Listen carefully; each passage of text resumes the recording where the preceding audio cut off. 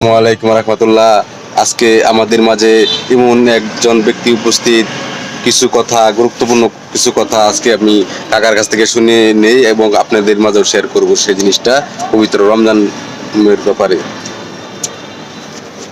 বেশ সুন্দর রমজানের ব্যাপারটা বলা হয়েছে।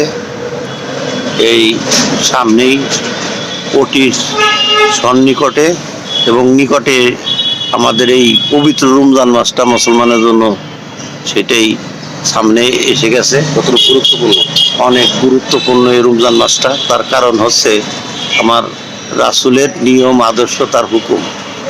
সমস্ত মুসলমানের রোজা একটা পাক পাঞ্জাতনের একটা একটা অংশ, পাঁচটা স্তম্ভের ভিতরে একটা অংশ রোজা। রোজা হচ্ছে সিয়াম সাধনা। বছরে একবার এক মাস সিয়াম সাধনা করতে হবে। সিয়াম সাধনাই হচ্ছে আত্মসংযম করা, আমার আত্মাকে শুদ্ধ করা এবং 10টা ইন্দ্রিয়কে সংযম করা। এই হলো আমাদের রোজা। তাই রোজার যে নিয়ম কানুন আছে আমরা যাই না, এই রোজাকে পালন করব এবং পবিত্র এর অশেষ স্বভাব এবং রাসূলের হুকুম এবং তার বিধানে শরীয়তে রেখে গেছে আল কোরআনে আমাদের রোজা পবিত্র এবং করতে হবে।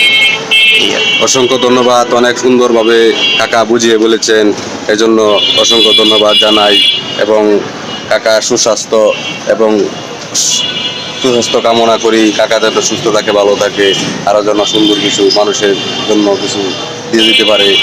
কাকা কিন্তু একজন কবি এবং সুফি সাধক। উনি অসংখ্য গান, কবিতা উনি লিখছে।